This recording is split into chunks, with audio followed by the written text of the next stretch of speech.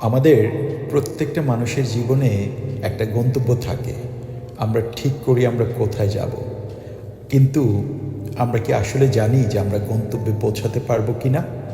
তাই আমার মনে হয় গন্তব্য যেটা সেটা এনজয় না করে আমাদের মনে হয় ওয়ে টু ডেস্টিনেশন, গন্তব্যে যাওয়ার জন্য যে রাস্তার যে জার্নিটুকু না, সেটাই আমাদের এনজয় করা উচিত।